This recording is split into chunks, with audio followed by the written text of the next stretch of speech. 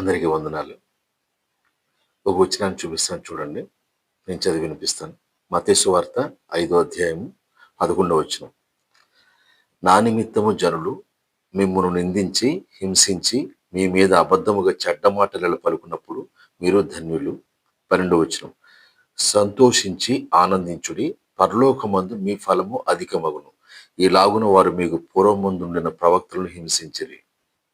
జాగ్రత్తగా వచనాలను గమనించినప్పుడు నా నిమిత్తము జనులు మేము నిందించి హింసించి, అంటే క్రీస్తు నిమిత్తము జనులు మనల్ని నిందిస్తారు, హింసిస్తారు, చెడ్డ మాటలు పలుకుతారు మన మీద, అంటే బూతులు మాట్లాడతారు. ఇప్పుడు వ్రాయబడి ఉంది, దేవుడు వ్రాయించారు, అది గమనించాలి. దేవుని నిమిత్తము, దేవుని పనిలో, దేవుని పని కొరకు, దేవుని కొరకు మనం నిలబడినప్పుడు హింసిస్తారు, బూతులు మాట్లాడతారు, తిడతారు, కొడతారు. గమనించాలి, ఇవి జరుగుతాయి.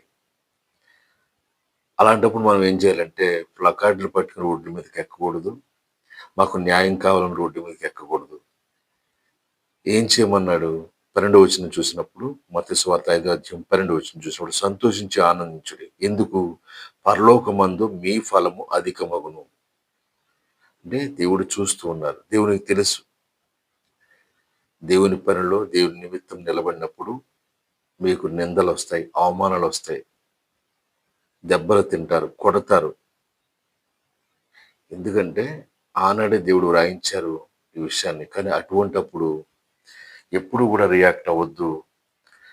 రియాక్ట్ అవనప్పుడు దేవుడు కలగజేసుకుంటాడు, పరలోకమందు మీ ఫలం అధికమగును అని. అటువంటి ధన్యకరమైన జీవితం అందరికీ రాదండి, గమనించాలి.